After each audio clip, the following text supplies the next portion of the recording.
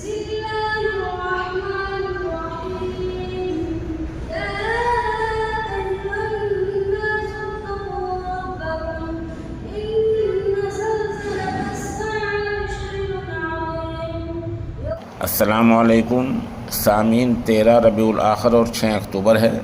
خبر کا عنوان ہے شش ماہی امتحان۔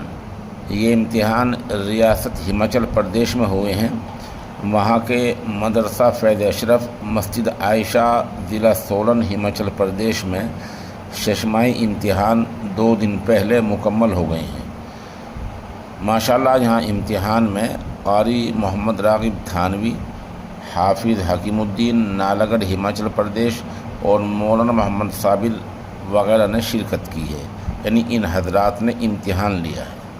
مدرسہ ہادہ کے محتمم اعلیٰ قاری محمد مہتاب نے اس نامہ نگار کو بتایا کہ یہ امتحان قاری محمد راغب تھانوی کی نگرانی میں ہوا ہے۔ ان حضرات نے امتحان لے کر تعلیم پر اطمینان کا اظہار کیا ہے۔